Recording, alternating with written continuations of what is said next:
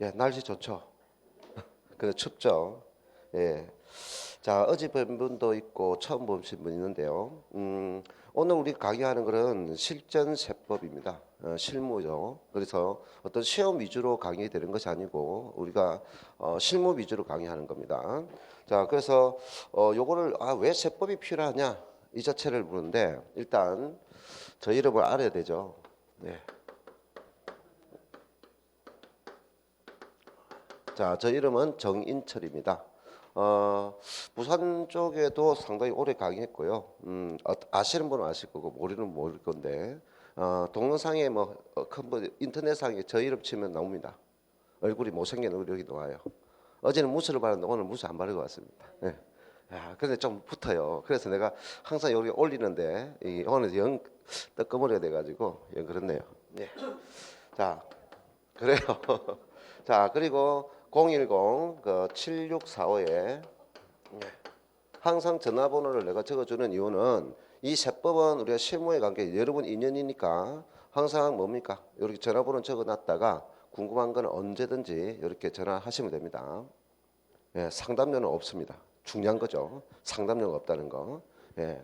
자, 그래서 지금 여러분이 지금 가지고 있는 원래 이 시간적인 문제는 전체 내용을 설명할 수는 없어요.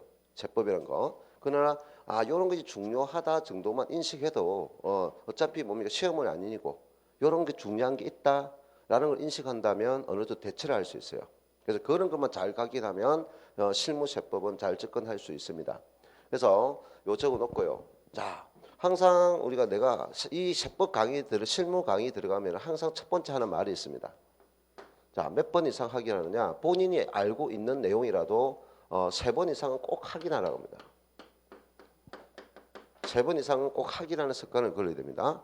그 이유는 뭐냐면은 세법은 한번 이렇게 그대로 있는 것이 아니죠. 계속 움직입니다. 다른 법들보다도 자주 움직입니다. 그래서 내가 알고 있더라도 계속 물어야 됩니다. 그러면 그 3번 물으라는 소리가 누구한테 묻는 거예요? 자기한테? 예, 그거는 자기 자신한테 묻는 거는 뭔가 어디 다짐하는 거죠. 그런 뭐 어디 전쟁터에 나갈 때 다짐할 때는 뭡니까? 자기 자신을 계속 다지면 돼요. 야, 어디 공포 영화 들어간다. 안 무서워, 안 무서워, 안 무서워. 이럴 건데 이거는 그런 관계 아니에요. 그러니까 이거는 그 전문가에게 물어야 된다는 거죠. 예? 될 수 있으면 본인이 알고 있는 거. 우리가 이런 거예요. 항상 자기가 하는 일은 자기가 스스로 자만심에 빠졌기 때문에 자기가 잘못하고 있는 걸 몰라요. 알겠나요? 타인이 보면은 그 잘못한 것이 보인단 말이죠. 부부싸움 하면은 왜 부부싸움 합니까? 자기 자만심에 빠져가지고 자기가 옳다는 것만 주장하는 거예요. 근데 옆에서 보면 분명히 잘못되고 있는데. 그러니까 조금 뭐 양보를 해가지고 좀 받아들이면 싸움은 절대 일어나지 않습니다. 그래서 저도 우리 부부싸움 한 번도 한 적이 없습니다. 한 번도 한 적 없어요, 진짜. 왜? 본인인데 그럼 조금 물러서가 나중에 오면은 뭡니까? 술 한잔 마시면서 뭐 하하 웃고 있는데 뭐한테 싸워요? 같이 살아갈 때도 많은데. 그래서 안 싸웁니다. 그래서 3번 이상 중에 누구한테 물으면 돼요? 오늘 또 내하고 있는 데 있으니까 저에게 물으면 됩니다. 알겠나요? 그 중에 한 사람입니다. 예. 자, 그래서 3번 이상 꼭 물으라는 거 이거 명심하시고, 자, 그 다음에 두 번째는 중요성을 알아야 됩니다. 중요성. 중요성을 알아야만이 뭔가 내가 관심을 두게 돼 있어요. 좀 관심을 두게 돼 있고, 자, 그 다음에 세 번째는 우리가 우리 채택과 중에 문제에서 가장 중요한 건데요. 3번 이상 꼭 물으라는 것만 알아도 답이 나오고요. 그 다음에 중요성. 그리고 세 번째는 우리가 뭐냐면은 투자적인 문제에서 우리가 항상 세금뿐이 아닙니다. 세금뿐이 아니라 취득을 할 때는 언제 시점에 내가 팔 것인가? 양도를 생각해라. 양도를 생각하고 취득을 해야라 이 말입니다. 그래서 내가 부동산을 살 때는 언제 팔 것인가? 언제 팔 것인가? 이걸 생각해야 돼요. 그러니까 언제 팔 것인가만 생각하는 것이 아니라 이 세금이 어떻게 되고 있으냐, 세금이 있으니까 어떻게 팔 것이냐 하는 거죠. 그 중에서 우리가 여기서 우리 세법적인 문제는 무조건 공동명의하세요라고 합니다. 공동명의하세요 하는 겁니다. 그래서 옛날 분들은 전부 다 뭡니까? 특히 우리 남자분들, 예. 네? 자기 돈 버린 것을 가지고 뭡니까? 아내에게 절대 재산 옛날에 안 했죠. 자기 혼자만 전부 다 독식했어요. 근데 그걸 요즘 이제 안 그렇습니다. 요즘 젊은 세대들은 어느 정도 개념을 익혔기 때문에 전부 다 무조건 뭡니까? 공유합니다. 공유. 공동명의. 공동명의. 어차피 헤어지면 그 재산 분할하게 돼 있어요. 법적으로. 누구 명의로 돼 있든 분할하게 돼 있단 말이에요. 근데 왜 그렇게 해요? 헤어지면 뭡니까? 재산 분할하게 돼 있는데. 우리가 뭐죠? 결혼하기 전에 재산은 그건 개인적인 재산입니다. 결혼하더라도 그건 개인 재산입니다. 근데 결혼 후에 모은 재산은 공동 재산이기 때문에 누구 명의로 돼 있든 이혼하게 되면 배분되게 되어 있습니다. 그 법을 알고 있기 때문에 공유한단 말이죠. 요즘 젊은 사람들은. 무슨 뜻 알겠나요? 네. 그래서 요즘 법을 많이 깨쳤어요. 그 법을 조금 많이 사람들 깨쳐준 것이 뭐냐면 이 공인중개사는 시험 때문에 사람들이 법을 많이 깨쳤어요. 옛날에는 이 시험 아니면 법을 깨치는 멍청이 됐어요. 우리나라 사람. 그래서 우리나라 사람들이 상당히 똑똑해졌죠. 자, 공동입니다. 자, 그럼 요거를 왜 공동을 할 것인가 하는 것을 우리가 좀 생각을 해보시라 하는 거죠. 자, 이 정도 해놓고 우리 요 순서대로 가면서 내가 하나씩 설명드리겠습니다. 자, 그 1페이지 보니까 부동산 세금 기초 있는데 1번에 세금 정보라 돈을 번다 했죠. 예, 우리가 세금은 끊임없이 아까 변화되어 나갑니다. 변화되어 나가기 때문에 개정되고 우리 세금적인 문제는 비과세라는 거 있는데 비과세는 거의 세금 안 변합니다. 과세를 안 한다는 거죠. 근데 감면이나 면제는 정치적인 문제, 정치적인 문제도 있고 사회적인 문제 있기 때문에 어느 순간순간 뭡니까? 들어왔다가 나갔다가 그런 정보를 많이 빨리 캐치하면요. 미리 어차피 가지고 있는 돈을 투자한다면 미리 대처할 수 있다. 한때 우리가 이런 게 있었습니다. 내가 가지고 어차피 그거를 구입하지 않는 사람은 별 문제 없는데 어차피 구입할 거라면 그 정보를 알고 투자한 것이 있는데 우리가 2013년도에 정부에서 주택을 경기 부양하기 목적으로 어떤 정책을 썼죠? 2011년부터 계속 해왔어요. 처음에는 2011년부터 우리가 주택을 일반적인 부동산을 사면은 몇 프로 내느냐? 4% 냈었는데 주택을 사도 4% 맞아요. 그런데 50% 감면해 준다 하는 거죠. 그럼 1억짜리 주택을 사면 원칙은 얼마죠? 1억짜리 주택을 사면 4%니까 취득세가 400만 원이잖아요. 근데 여기서 다시 마이너스 400만 원에 대한 50%를 감면해 준다는 거죠. 그러니까 얼마죠? 200만 원을 깎아주니까 원래 내 세금은 400만 원인데 200만 원 내게 했다 이 말이야. 무슨 말 있어요? 이 감면 정책이에요. 그런데 그거를 항상 뭐냐? 1년간만 유예해야 돼. 1년간만. 그러면 2011년 또는 2011년 말까지만 만들어놨어요. 또 2011년이 지나가니까 아직 안 살아나네? 또다시 감면. 유예. 1년 유예. 또다시 1년 유예. 그 지루한 싸움이 언제까지 왔느냐? 2012년, 2013년까지 왔는데 2013년에 목이 탁탁 달았어요. 그래서 어디까지 왔느냐? 75%까지. 그때 또 요 1주택은 1세대 1주택만 요 저대로 인정했다가 2013년도에는 일시적 1주택자만 아니라 모든 그냥 주택을 구매하면은 이렇게 해주겠다라고 한 거예요. 가액에 따라서. 그러다가 그게 아주 획기적인 문제가 2013년도에 우리가 신축 주택, 그리고 신규 주택이라죠. 분양되지 못하는 주택.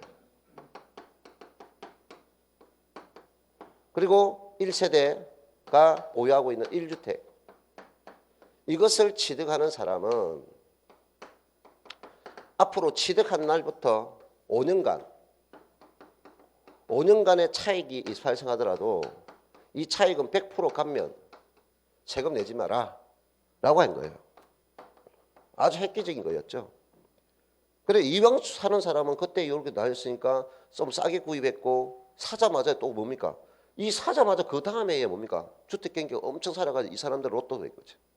5년간의 세금도 안 내고 또 중요한 거는 우리가 양도소득세에서 1세대가 1주택을 보유하고 2년 보유하면 비과세인데 그러면 2주택이 되면 비과세 안 되잖아요.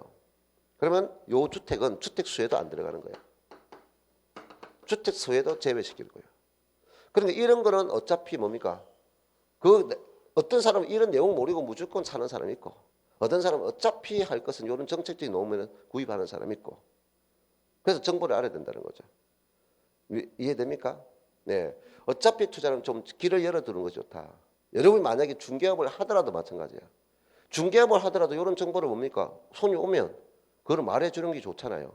이왕이면. 무슨 말이세요? 이왕이면. 그리고 정보를 어차피 그 사람이 내한테 소개해주면 신뢰를 가지겠죠. 자, 여기 예비 중개사도 있고 합격하신 분이 있는데 우리가 중개 합격한 사람도 이런 사람이 있습니다. 어떤 사람이냐? 이 애가 처음에 중개사 합격해가지고 어떻게 하면 내를 피할할 수 있을까? 어떻게 하면 내가 피를 고민했어요. 어떤 고민을 했느냐? 광고를 어떻게 했을까요? 여러분 뭔가 자기를 피할을 했어요. 피할을 해가지고 성공을 했어요. 광고를 했는데 그 지역에 광고를 했어요. 어떤 광고를 했을까요? 여러분 생각에? 여러분 생각, 여러분 합격했다고 생각해 보세요. 나를 알려가지고 중개업 사무소를 끌어들여야 되잖아요. 어떻게 했을까요? 자, 그냥 전단지를 보냈겠습니까? 아니면 명함 돌리겠습니까? 아니면 여기 이끌리고 있을 것입니까? 인터넷에 올리겠습니까? 요 중에 한계는 있어요. 한계는 있는데 전단지는 뿌리긴 뿌렸어요. 근데 그 전단지가 단순한 전단지가 아니고 그 내가 가진 내 주변에 있는 아파트 단지에 대해서 실거래가를 전부 다 작성했어요. 실거래가를. 처음에 갔더니 안 먹혔어요. 한 번, 두 번, 세 번. 진짜 맞네. 우리 내 아파트 이 정도 가격 나가? 변화되는 걸 계속 보여줬어요. 사람들이 관심을 하게 돼요. 그래서 그 사람이 계속 전화가 오는 거예요. 그때부터. 그 노력이 될까죠. 생각이 될까고. 그래서 무조건 가만히 있는 것에 되는 게 아니라. 그래가지고 애가 벌써 참 그 젊은 애가 지금 얼마 정도 안 해요? 야, 대출도 어마어마한 대출 받아요 지금. 울산에인데 얼마냐? 지금 한 300억 정도 굴리고 있어요. 처음에 올 때는 짱깨집에 일했어요. 짜장면 배달했어요. 그 짜장면 배달집에 일했어요. 13회 때부터 17회 때 합격했네. 17회 때 합격했는데 처음에 할 때는 뭐냐면은 앉아가지고 점수가 안 나와. 계속 안 나와가지고 울고불고 하는 거를 앞에다 딱 앉혀놓고 공부해 해가지고 합격시키는데 그것 때문에 뒤에는 전부 다 80점을 합격했어요. 예. 7월 달까지 점수가 아예 안 났어요. 그때부터 맨 앞에 앉혀가지고 공부를 시켰어요. 근데 합격했어요. 그러다마는 짱깨집이 그것도 도움이 됐는가? 그 지역이 뭡니까? 자기가 배달하니까 다 알잖아요. 정보를. 오늘 상담 다 되는 거예요. 예. 그런 노력가. 자, 뭔가 깨쳐야 된다는 것을 알아야 됩니다. 자, 그래서 이런 정보적인 문제를 알아야만 머리가 트진다 하는 거. 자, 그럼 갑니다. 그러면 여기서 이제 언급할 것은 중에서 1번 보죠. 여러분이 업무를 보다 보면 이런 상담이 많이 들어와요. 내년에 개정될 법 중에 1번 있습니다. 상속세, 증여세 개정 내용이 있는데요. 그 1번의 내용이 뭐냐면은 이게 상속세 공제 한도가 아니고 증여세입니다. 그 수정해서요. 증여세, 공제 한도 상향 조정이 있는데 우리가 배우자가 배우자에 줬다. 자, 주는 사람이 뭐죠? 증여자고 받는 사람이 수증자는 겁니다. 자, 세태권 중에서 가장 중요한 내용이죠. 아주 중요한 내용입니다. 세태권 중에 가장 중요한 내용. 배우자가 그 배우자에게 줬어요. 그러면 10년 동안 합산해서 6억까지 공제하는 것은 변함이 없습니다. 자, 그 다음에 직계존속이 직계비속에게 줬습니다. 자, 그럼 직계존속이 직계비속이 줬다. 이거는 얼마냐? 5천만 원 공제합니다. 5천만 원. 근데 이 비속이 미성년자라면 얼마다? 2천만 원밖에 안 돼요. 자, 그런데 작년에 열어되는 거 거꾸로 직계비속에서 직계존속으로 가는 거는 일반적으로 흔하지 않는 내용이잖아요. 대부분 우리 정려라는 것은 직계존속이 위에서 아래로 내려오는 게 정려잖아요. 그래서 직계비속에서 직계존속 내려가는 기존에는 3천만 원까지 했는데 내년부터는 3천만 원에 똑같이 하자. 똑같이 5천만 원을 공제해 줍니다. 되나요? 5천만 원. 그래서 이런 정보는 잘 알아서 상담을 해줘야 된다는 거. 여러분. 그리고 마지막에 기타 친족돼 있죠. 기타 친족돼 있는데 친족끼리 이렇게 일어났다. 기존에 우리가 500만 원이었는데요. 지금 현재 500만 원 아니고 이제 1000만 원으로 이렇게 바뀔 거다 하는 것을 알아둡니다. 자, 여기서 친족이라는 것은 누굴까요? 할 때 우리가 친족이라는 것은 6촌 이내의 혈족 관계고요. 자, 그리고 본인 아버지 관계죠. 모 관계는 뭐냐? 사촌 이내 외가 쪽 예, 사촌 인척입니다. 요까지를 우리가 친족이라고 말합니다. 요거. 자, 그다음에 이번에 보면 동거주택 상속받으면 이거는 별 의미가 없고요. 자, 혹시 3번에 영농상속이 있는데 영농상속 공제가 얼마자? 5억에서 15억으로 상향 조정됩니다. 이 상담 보면은 이런 게 있어요. 요즘에 농사지 영농이 먼저 농사죠, 농사. 영농 영어라 하는데 5억이면 꽤 큰 돈인데 5억보다 15억을 해주네요. 요거는 잘하는 일인데 우리가 요즘에 농사 짓으면 뭐 나라 농사, 배 농사 이런 간단한 농사 지금 먹고 못 삽니다. 그래서 전부 다 특용작물 재배하는데 요즘 특용작물 재배하려면 폭 10입니다. 폭 12m면 저기서 한 요까지 오겠네요. 요까지 한 12m 정도 되겠네요. 12m에 100m 거리. 12는 100m 거리 하우스를 짓는다면요. 이런 시설 투자하면은 그런 걸 한 3동 지면은 3억 정도 들어가요. 3억. 파프리카 농사를 한다면 크잖아요. 그런 시설 재배 다 한다면 그는 한 8억이나 10억 정도 들어가요. 그럼 요즘에는 농사도 투자를 안 해요. 투자. 그러니까 그 자금을 넘겨줘야 되니까 뭐 세금 때문에 그 다 시설 철저하게 된다. 그래서 15억으로 넘겠다 하는 겁니다. 자, 그 다음에 4번의 방법 설명했고요. 5번에 보면 미성년자 등 세대 생략 할증 과세인데 이거는 뭘까요? 자, 우리가 뭐냐면은 A에서 B로 내려옵니다. B로 내려오면은 상속과 정려가 됩니다. 근데 C가 있어요. 되나요? 그러니까 밑에 자녀가 있고 그 다음에 손자가 있어요. 원래 위에서 재산은 뭡니까? 그 다음 단계 넘어갑니다. 그럼 한 번 상속 내고 2번 상속 내야 되겠죠. 정려가 된다 해도 뭡니까? 한 번 정려세, 2번 정려세 내야 되겠죠. 근데 이거는 뭡니까? 건너뛰어서 내려가는 거죠. 잠깐 보자. B라는 사람이 내가 재산이 있는데 밑에 보니까 맨날 나를 믿고 뭡니까? 나를 믿고 공부도 안 하고 놀도 하고 맨날 사고만 치고 돌아다녀. 그래서 밑에 자식은 손자는 너무 예뻐 죽겠어. 공부도 열심히 하고. 그래서 뭡니까? 있어도 내 자녀가 돈 안 주고 재산 안 주겠다. 그래서 손자에게 바로 주겠다. 이거를 세대를 건너뛴 상속이라고 합니다. 세대를 건너뛴 정려. 그럼 2번 낼 것 한 번에 끝나니까 30% 할증했던 것을 내년부터는 40%, 10% 올린다 하는 겁니다. 오늘도 그 미국에서 어떤 말이 있었느냐면은 사고를 친 사람이죠. 자동차 타고 사고를 친 사람인데 그 잡혀가지고 그거를 교도를 시키는데 이게 뭐냐면은 자기 아버지가 자기 부모가 너무 잘 사는 집이에요. 그러니까 부자병이 들어가지고 모든 걸 자기 마음대로 하는 거예요. 부자병. 참 세상 병 중에 부자병도 들어만 거죠.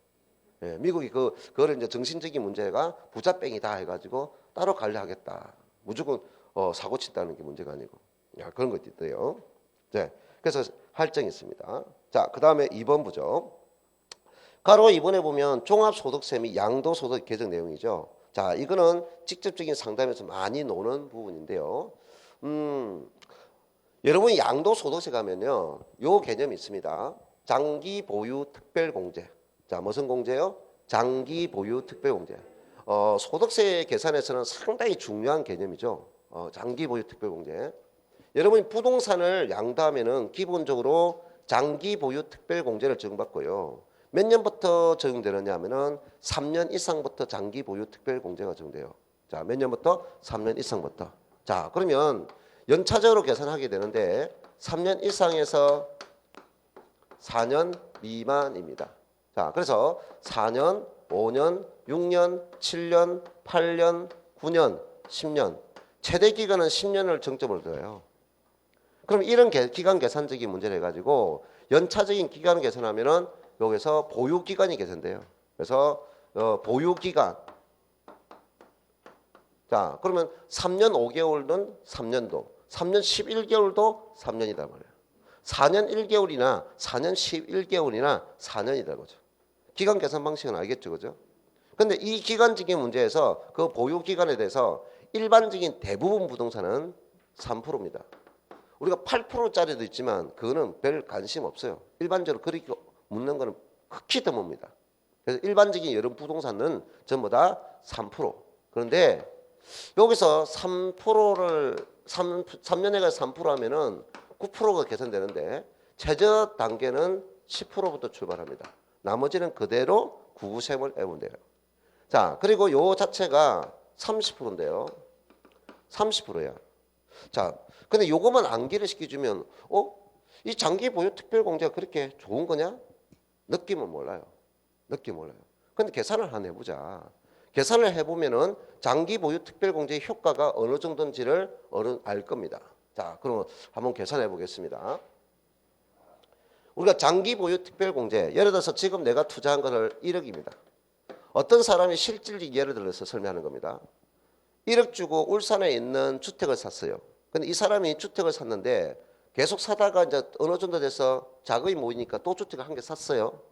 이 사람은 처음에 세태권적이 모르는 사람입니다. 그래서 세태권적인 문제를 몰라가지고 그냥 1억을 주고 팔고 다른 쪽에 팔고 비과세 될 것도 모르고 그냥 계속 가지고 있는 거야. 그럼 2주택 상태에서 계속 온 거야. 그러다 보니까 1주택은 계속 가지고 18년이 됐어요. 18년이 됐는데 3억 8천이 됐어요. 1억짜리가. 자, 1억짜리가 3억 8천이 엄청 배배를 했죠. 자, 일반적으로 우리가 18년을 보유해도 주택 가치가 저렇게 올라가지는 않습니다. 한 여기서 2억 2에서 2억 5천 정도는 될까? 3억 8천 되는 게 극히 드뭅니다. 근데 울산은 그런 지역이 몇 군데 있습니다. 부산도 몇 군데 있습니다. 자, 근데 또 다른 주택은 또 있는데 그 다른 주택은 그래도 있는데 이것도 어느 정도 가치가 있지만 보유 기간이 얼마 안 돼요. 근데 어차피 두 주택을 가지기 때문에 이 주택 상태에는 어느 주택을 양도하든 비과세를 받을 수 없습니다. 자, 그러면 요 1억이라는 사채를 3억 8천만 원에 판다면 3억 8천이란 양도 가액이 생기고 요 투자 금액이 1억이죠. 자, 그 다음에 두 번째 투자 금액은 일반적으로 주택을 그냥 가지고 있다면 대체로 추가적인 비용, 취득, 보유, 양도 특별한 비용이 더 추가되지 않는다면 5%에서 6% 잡으면 돼요. 항상. 그래서 여러분이 우리가 그거 할 때 일반적으로 6% 정도로 잡는다면 600만 원 되죠. 600만 원. 자, 이거를 차감해 줍니다. 차감해 주니까 2억 7,400만 원이 순수 이익이 떨어져요. 자, 그러면 요 2억 7,400만 원에 대해서 만약에 2억 7,400만 원의 공제를 못 받는다고 생각하면 장기 보유 특별 공제를 받느냐 안 받느냐. 자, 장기 보유 특별 공제를 받는다면 10년이니까 30% 공제 받을 겁니다. 자, 그러면 30% 계산하니까 6, 예? 2, 1. 그 다음에 12. 자, 8,220이죠. 8,220만 원이에요. 이거를 공제 혜택을 받는 겁니다. 되나요? 자, 그럼 8,220을 공제 혜택을 받아서 실제 금액은 얼마입니까? 1억 9,180만 원이 됩니다. 여기서 마지막으로 기본 공제합니다. 250만 원. 무슨 공제? 기본 공제. 자, 이거를 인적 공제라고 하는데요. 인적 공제는 우리가 뭐냐? 한 사람 기준입니다. 연간 기준입니다. 예. 250만 원. 차감했어요. 자, 그러면 계산하니까 1억 9천, 1억 8,930만 원 나옵니다. 자, 계산기 준비해 보세요. 자, 뭐 준비하라고요? 예, 여러분 계산해 보세요. 자, 이 계산기 준비해 가지고 한번 두드려 보세요. 스마트폰 계산기 있잖아요.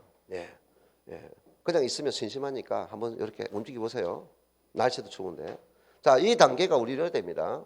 우리는 항상 소득세율이라 이 구조를 이해하고 있어야 됩니다. 이 구조. 이게 뭐냐? 이렇게 딱 그리면 알아들어야 돼요. 5단계 초과 누진세율. 소득세는 5단계 초과 누진세율 이 구조를 이해해야 됩니다. 이거. 그래서 1구간 있고 2구간 있고 3구간 있고 4구간 있고 있는데 1,200만 원 구간이 있고요. 1,200만 원 6%예요. 두 번째 구간은 4,600만 원인데 요거는 15%예요. 올라갈수록 점점 높아지죠. 8,800만 원이에요. 요거는 24%예요. 9%씩 9% 높아집니다.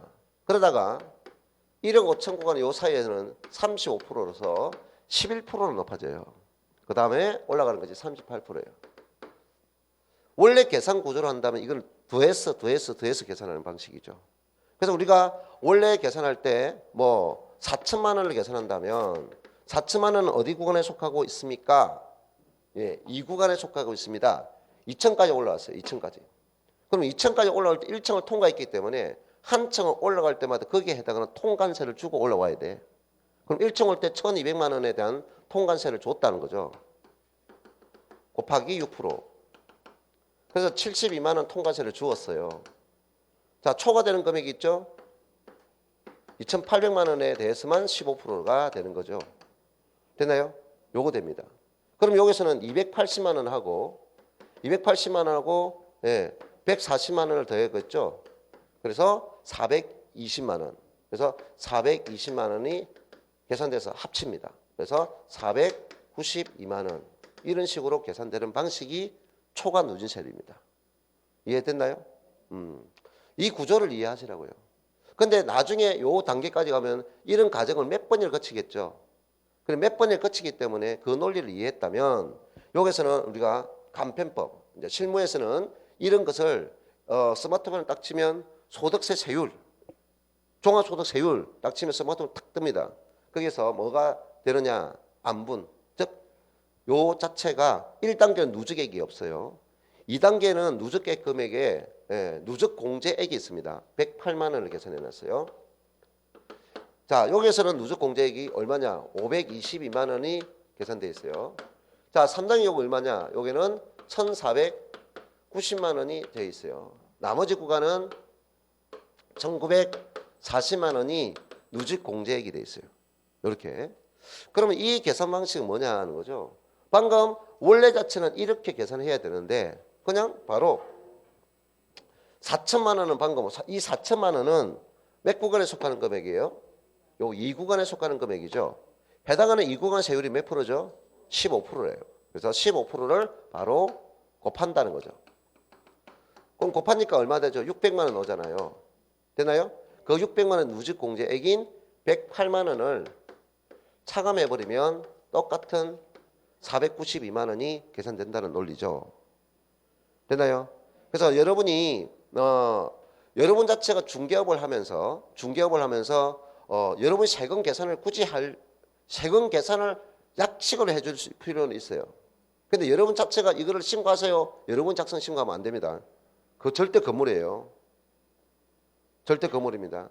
자신 있으면 하는데 만약에 내가 중개사인데 중개사는 그 세금을 대략적인 계산을 이렇게 알려줄 것은 고객을 확보하는 차원이 되는데 본인이 직접 신고하면 안 돼. 만약에 잘못되면 자기가 물어줘야 돼. 무슨 알겠어요? 건물입니다. 그래서 대략적인 이 정도 세금이 생기니까 이 정도 준비하세요. 그거는 상담적인 문제니까 그 정도 해줘야죠. 그것도 못 해주면 그때는 신뢰가 떨어지는 거야. 그래서 이 정도 세금 내니까 미리 준비하고 상담을 해주는 거는 충분히 할 수 있어야 된다 말이죠.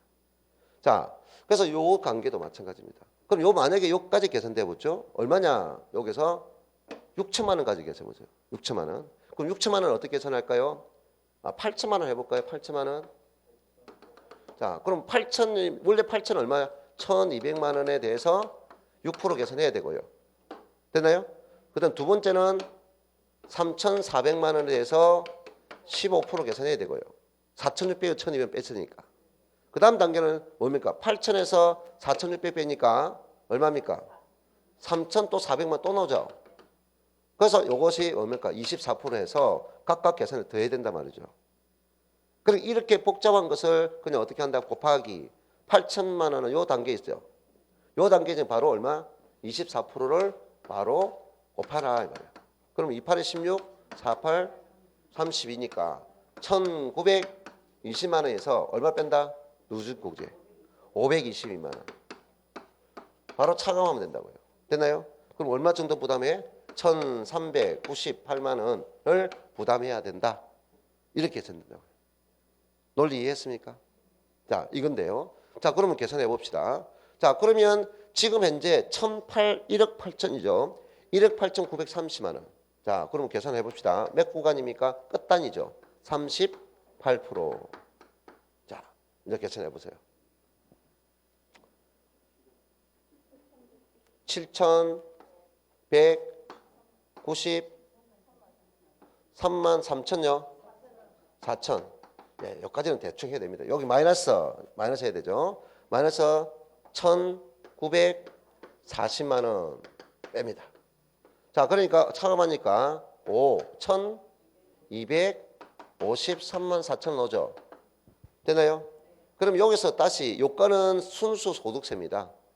순수 소득세인데 이 소득세의 10%는 지방자치단체에 보내줘야 돼요. 그러면 5,200만 원, 약 5,200만 원의 10%, 520만 원 정도를 얼마? 지방소득 내야 돼요. 그리고 합의 한 5,700 정도를 부담하게 됩니다. 되나요? 세금 약 5,700 정도를 부담해야 될 세금이라고요. 얼마 안 되죠, 그죠? 1억 8천 순수 이익을 2억 7천 받았는데, 순수 이익을 남기는 것이 2억 7천 남았는데, 5,700, 한 6천 정도 내야 되는데. 그런데 봅시다. 여기서 뭐냐? 지금 이 5,700만 원은 뭐를 공제받았기 때문에 그렇습니까? 장기 보유 특별 공제를 받았기 때문에 그렇습니다. 그러면 요 구간적인 문제가 8,220만 원 정도가 1억 5천을 초과하는 금액인 1억 5천. 자, 이거를 장기 보유 특별 공제를 받지 못했다고 생각해 보세요. 그러면 2억 7,400만 원에 대해서 마이너스 얼마 빼면 돼요? 250만 원 차감하고 되나요? 250원 차감하고 2, 7, 1, 5가 되잖아요. 여기에 대해서 38%를 계산해 보세요. 여기에 대해서 38%를 계산해 보세요.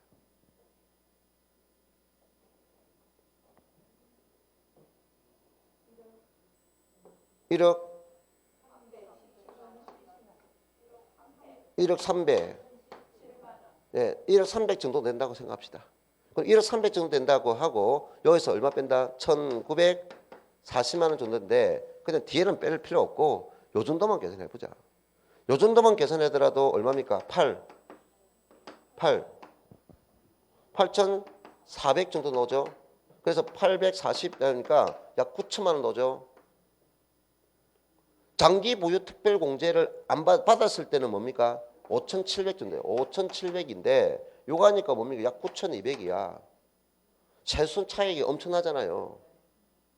그럼 왜 이거를 강조할까요? 여러분이 지금 가지고 있는 부동산 중에서 상가 건물이든 일반 건물이든 건물을 양도하면 전부 다 장기 보유 특별 공제를 받습니다. 자, 뭘 받는다고요? 건물은 무조건 주택이든 주택이 아니든 다 장기 보유 특별 공제를 받는다고요. 그런데 내가 소유하고 있는 땅이 있어요. 땅은 이름이 몇 개 있죠? 28개 있죠. 그 이름이 28개 이름을 다른 이름 쓰면 안 돼요. 여러분 가지고 있는 이름은 마음대로 지으면 되죠. 개명 마음대로 해도 돼요. 그죠? 요즘 개명 쉽잖아요. 저 이름도 뭡니까? 저 이름 뭐죠? 불러줘서 고맙습니다. 예. 정인철인데요. 또 있어요. 정길령도 있어요.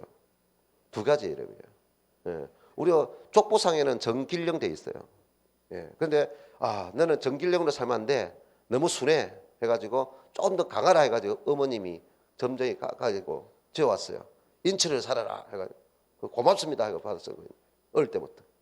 족보에는 길령도 올라가 있고 인철도 올라가 있어요. 요즘에 그렇게 다 올리대요. 네. 그래가지고 인철하고 길령이 있었는데 우리 이름은 이렇게 바꿀 수가 있어요. 근데 지목은 그렇게 할 수 없어요. 바꾸더라도 28개 지목 안에서만 변경될 수 있어요. 자, 그런데 여기 또 중요한 사실은 여러분이 앞으로 실무할 때 중개사들이 설명할 때 내 땅을 가지는데 뭔가 변경한데 그냥 무조건 단순히 변경만 생각해요. 쉽게 변경되는 생각을 했어요. 아닙니다. 지목이 변경될 때는 상당히 부담금을 내야 돼요. 상당한 부담금. 특히 부담금이 좀 덜한 것은 농지, 전답 가순 있죠. 이런 농지의 변경은 조금 부담금이 좀 적어요. 기준시가 그 땅에 대한 기준시가 있어요. 기준시가의 20%를 부담하면 됩니다. 그 부담금을 내야만이 지목 변경을 해줘요. 근데 도시 공간에 있는 땅, 대지 있죠. 우리가 지목에서 대라는 거고 공장 용지하고 대는 다르죠. 대장 틀리죠. 근데 어떤 이제 공부를 하다 보니까 여러분 공부하는 대지, 택지 이렇게 썼잖아요. 그거는 건축부 용어고 그거는 하나의 감정평가 용어라. 근데 우리 땅을 하는 것은 분명히 이름이 뭐냐 그다음에 장 있잖아요.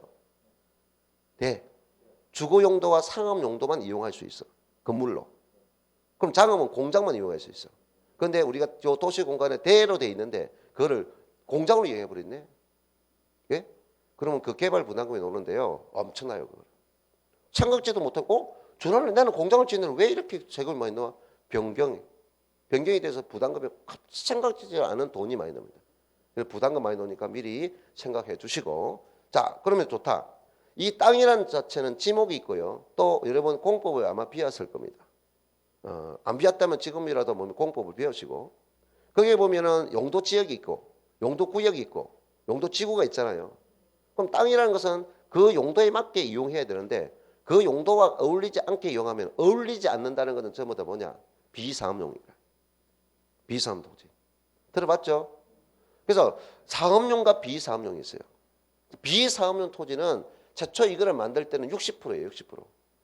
세금이 엄청나니까 장기 보유 특별공제를 못하고 60% 때리더니까 전부 다 땅을 비사업용까지 팔지를 못하는 거야. 팔고 싶어도. 그럼 어쩔 수 없이 팔게 되는 거는 국가 등 사업 때문에 어쩔 수 없이 팔게 될 수밖에 없어. 그때 그 사람들은 세금 엄청 낸 거야. 그러다가 우리가 2013년도에 와가지고 그거를 폐지시켜줬어요. 2013년도에서 14년도 넘어오면서 그 장기 보유 60%를 중과제를 폐지했습니다. 그러나 조금 이제 토지가 움직이는데 그래도 장기 보유 특별공제는 안 된다 하는 거야. 자, 그럼 지금 현 시점 뭐냐? 현 시점은 내년부터 1년 원래는 작년부터 우리가 올해 2015년부터 이 비사업 토지는 10% 할증 세율을 적용하려고 했습니다. 그래서 1년간 유예시켜 줬어요. 그래서 내년부터는 무조건 시행합니다. 10% 할증. 그럼 10% 할증이라는 것은 뭐냐? 비사업 토지를 양도하더라도 똑같은 요 일반 세율을 적용해 줄게. 6%, 15%, 24%, 35%, 38% 적용해 줄게. 그럼 내년부터는 올해 이제 얼마 안 남았죠? 내년부터는 이거로다가 전부 다 뭐냐? 10%를 다 얹은다고요. 각 구간에 대한 세율을 다 10%로 얹습니다. 이해했나요? 10% 얹습니다. 그럼 10% 얹으니까 부담이 커지겠잖아요. 그래서 우리가 좀 봐주자. 10%도 올리는데 봐주자. 그래서 우리가 처음에 초안지기 문제에서 장기 보유 특별공제 풀어주자라고 했어요. 그런데 그래 처음에 전체를 장기 보유 특별공제 풀어주자가 뭐냐면은 기존의 보유 기간까지를 해서 풀어주자라고 했는데 가만히 생각해 보니까 너무 세금이 오히려 더 낮아져 버려. 올리는데도 세금이 더 낮게 계산되더란 말이야. 자, 그 내용이 어디 있느냐? 이 페이지 보세요.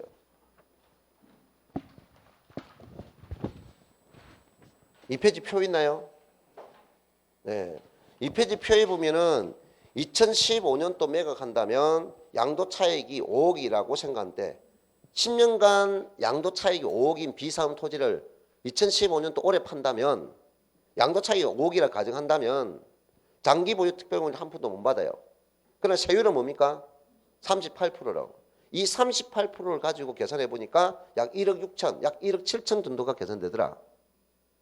알겠나요? 그러면 2016년도 내년부터는 뭘 하자? 10% 할증한다 했죠. 그럼 10% 할증은 48% 적용하고 대신에 장기 보유 특별공제의 혜택을 줘버리니까 오히려 뭡니까? 세금이 낮아져 버려요. 뭔가 잘못됐네. 10%를 할증할 목적은 세금을 더 그대로 드릴 목적이 있는데 장기 보유 특별공제 혜택을 줘버리니까 세금이 낮아져 버렸네. 그래서 초안 법안을 바꿔서 장기 보유 특별공제 혜택을 주긴 주겠다. 하지만 기존의 보유기간만큼 2016년까지 2015년까지 보유기간은 전혀 인정하지 못하고 2016년부터 보유기간만 인정하겠다. 이 말입니다.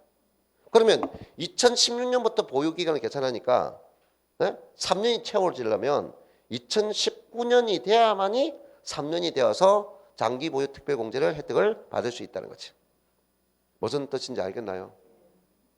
자, 그러면 2016년 매각할 때는 이렇게 하니까 매각한다면 5억인데 장기 보유 특별공제 못 받는 거죠. 이 말 무슨 뜻 알겠습니까? 자, 그래서 우리가 이 건물은 별 의미가 없는데 비사업 토지는 세금 차이가 크기 때문에 될 수 있으면 업무용으로 그동안은 계속 비사업을 가져오다가 내가 만약에 처분한다면 미리 대비해야 돼요. 세금은 미리 대비해야 돼요. 그래서 미리 딱 알고 있을 때는 그럼 이미 놓친 거야. 그래서 정보라는 게 아까 내가 중요한 것이 요 내용이라. 미리 대비해야 됩니다. 자, 그러면 뭐냐면은 기존에 내가 업무용으로 사용하지 못하다가 내가 팔고자 싶다. 그럼 팔 시점을 내가 생각하라고요. 그래서 취득할 때를 양도할 거 생각하라. 그러면 그걸 지금 이제 양도를 생각한다면 미리 생각하라고요. 그럼 미리 업무용으로 전환을 해야 돼요. 과거에 내가 업무용으로 사용하지 못하다가 업무용으로 사용해가지고 몇 년이야? 2년만 딱 전환하면 돼. 아니요? 2년만 실제적으로 자기 업무용으로 전환해서 양도한다면 전체 업무용이야. 그럼 장기 보유 특별공제를 다 받는다고요. 굳이 그러면 이거는 3년까지 갈 필요도 없다고요. 무슨 말 아시죠? 자, 그래서 3년까지 갈 필요 없는데 그런데 그게 참 힘들어요. 사람이 같이 살았는데 뭔가 알고 있어도 잘 안 되나요?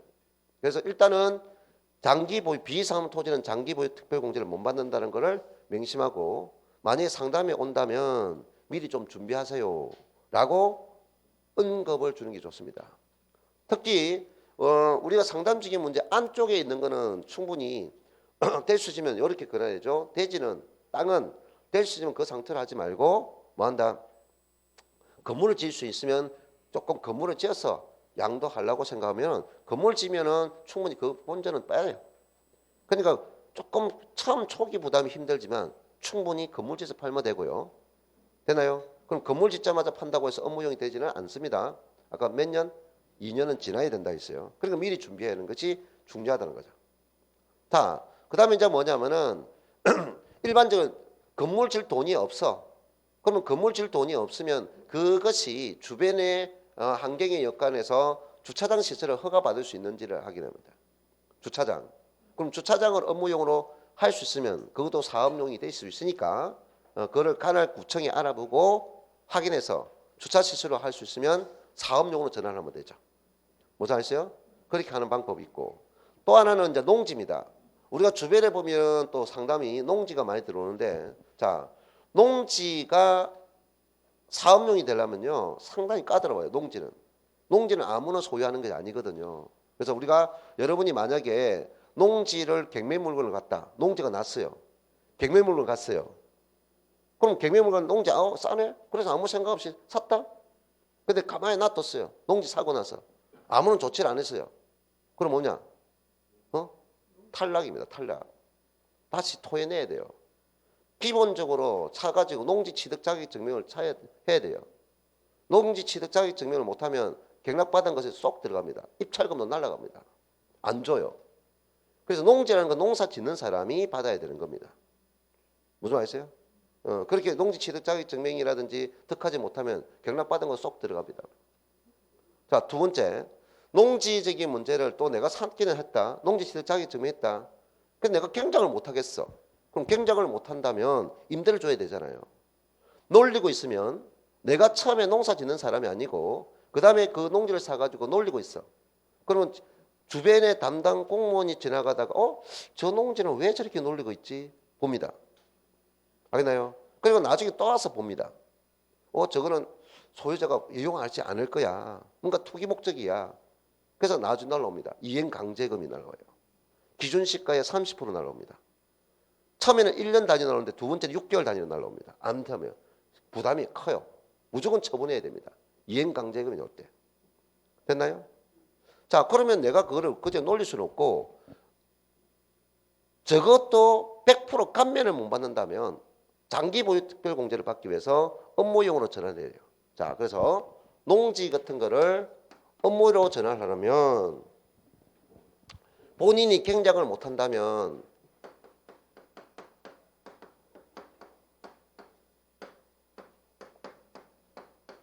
공사를 통한 농지 은행에 맡겨서 임대 계약을 하고 그래서 임대된 기간이 8년 이상이 지나면 사업용이 전환됩니다. 몇 년 지난다면? 8년 지나면. 그럼 그때는 임대 수입만 계속 받아보면 돼요. 그러니까 이제 가치가 쭉 올라가면 돼요.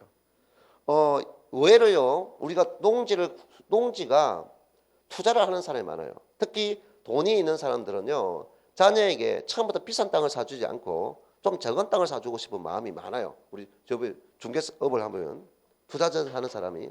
그럼 그런 사람은 여기 좀 농지가 있는데 나중에 조금 가치는 팍 올랐지만 어차피 땅은 가치 내려간 게 없어요. 그럼 가장 안전하게 투자할 수 있는 거고 어느 정도 농지할 때도 그런 거다 뭡니까? 그냥 쓸데없는 농지 하지 말고 필요 농지는 필요도 없어요. 어느 정도 경작이 충분히 가능하고 하는 농지를 투자하면요 훨씬 좋아요. 이런 거.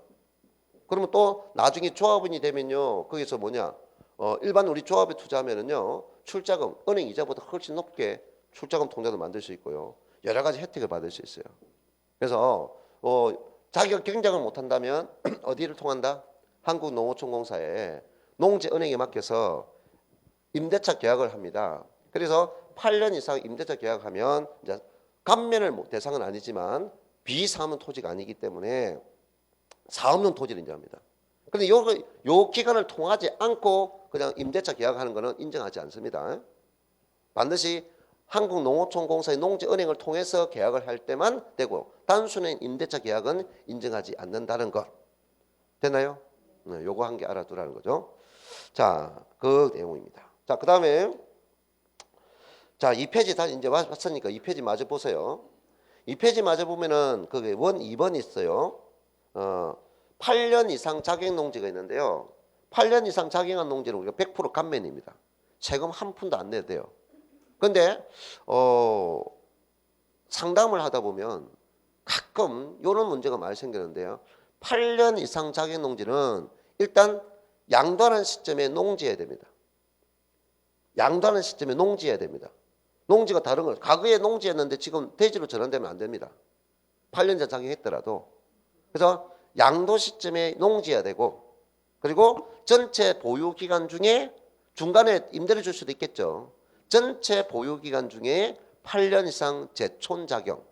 제촌이라는 것은 농지 소재지에 거주해야 됩니다.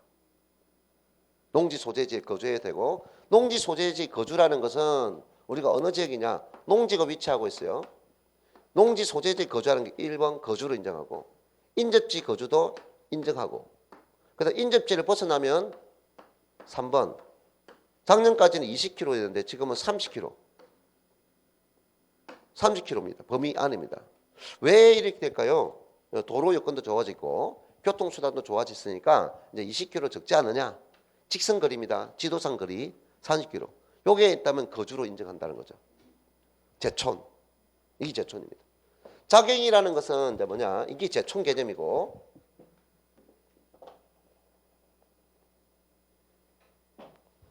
자격이라는 것은 전체 소유하고 있는 농지 중에서 50% 이상 전부는 아니고 50% 이상만 스스로 경작하면은 이걸 자격이라고 합니다.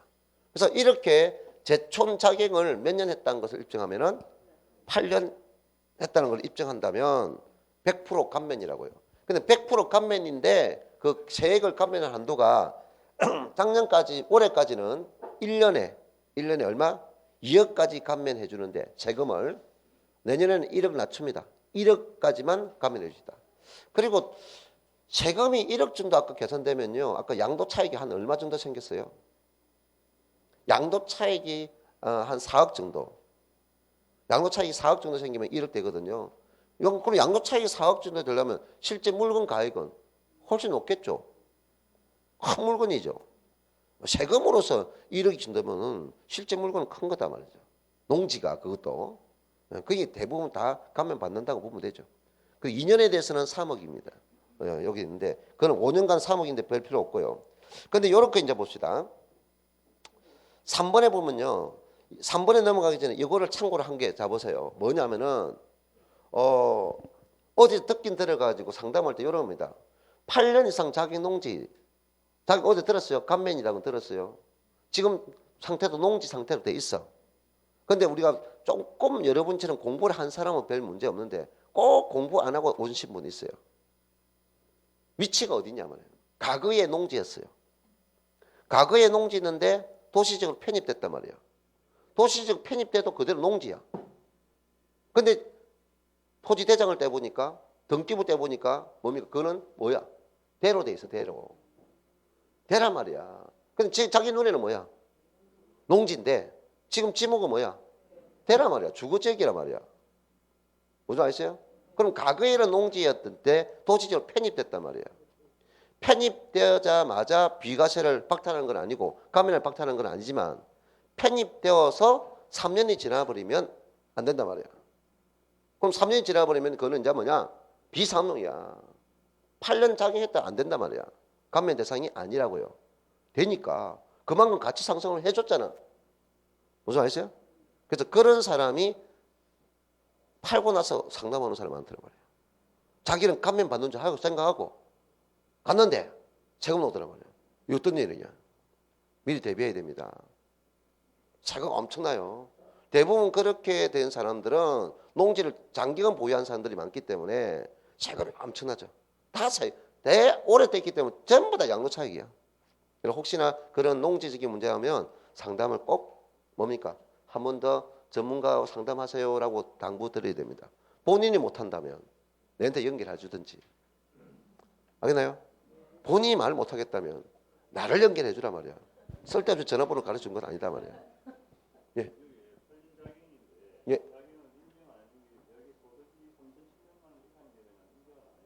맞습니다. 그것도 맞죠. 그거는 이제 언제부터 생긴 법이냐면은 방금처럼 말했던 것이 뭐냐면은 자격 요건에서 일정 소득이 있습니다.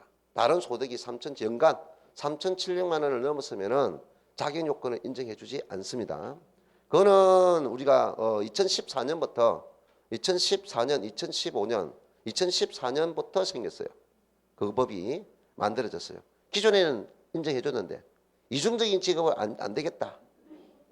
네? 연금도 소득이라는 것은요, 전체 금액을 다 포함하고 있습니다. 종합소득, 전부 다 소득입니다. 자, 그 다음에 이제 여기서 3번 보죠. 수용토지 감면율이 있어요. 여기 수용이라는 건 알죠? 내가 땅을 가지고 있는데 국가 등 사업 때문에 수용돼요. 그럼 수용적인 문제는 내가 원하지 않고 양도하기 때문에 필요량 내가 원하지 않고 처분하기 때문에 어느 정도 세금을 깎아줘야 됩니다. 그 감면인데 그런데 지금까지 너무 많이 해줬다 해서 조금 감면 비율을 좀 낮췄어요. 참고로 삼으시기 바랍니다. 현금 보상을 받느냐 채권 보상을 받느냐에 따라서 감면율이 인하됐다는 정보가 있고요. 그 다음에 4번 대토가 뭐죠? 대토라는 것은 기존 내가 땅을 가졌는데 수용되기 때문에 그 돈을 가지고 다시 땅을 사는 거예요. 이게 대토예요. 그래서 대토되는 땅도 감면 비율을 인하했다는 겁니다. 자, 아직까지 여기 세태권에 들어간 거 하나도 없어요. 이게 세금 이렇게 바뀌는 정보를 내가 지금 설명한 거예요. 자, 그 다음에 3번에 내년부터 우리가 뭡니까? 주택담보대출 까다로워지죠. 지금부터 매일 뉴스에 나오죠. 매일 지금 뉴스 틀면 이 말 나옵니다. 신문에도 떡칠해 놨죠. 그래서 미국 금리 인상 때문에 지금 들썩들썩하고 있잖아요. 그래서 지금 서울 수도권 지역에는 벌써 한 5천에 6천이 빠져가지고 거래되고 있죠. 주택이. 우리가 가까운 대구 쪽에도 마찬가지. 대구가 그래도 전국에서 주택 경기가 좀 상당히 좋았었는데 거기도 한 2천만 원 다운되어 가지고 거래되는 실적입니다. 현재는. 그래서 이제 돈 많은 사람들이 어느 정도 이자적인 문제는 돈 없는 사람도 주택 구입하려면 자금이 필요하니까 금리 부담이 되잖아요. 그래서 지금 관망하고 있다는 거죠. 관망. 알겠나요? 그래서 한 내년 후반기가 돼야 내년을 치고 내후년이 돼야 2006년 지나서 2017년이 돼야 다시 어느 정도 뭡니까? 투자적인 문제가 아니 올 거예요. 그러니까 전 세계적으로 이 금리라는 걸 엄청 파급력이 크기 때문에 이제 쭉쭉 하다가 대응 적응력이 생기고 2017년 되면 다시 살아나는. 무슨 말이세요? 그래서 항상 변동성이 있으니까 그때그때 생각하면 되죠. 현 시장을 가지고 투자하면 안 됩니다. 투자라는 거는. 자, 그래서 나중에 우리가 보면은 LTV나 DTI 있죠. LTV 비율, DTI 비율이 있는데 이런 비율적인 문제도 내년에 강화되죠. 그 정도만 알면 되겠습니다.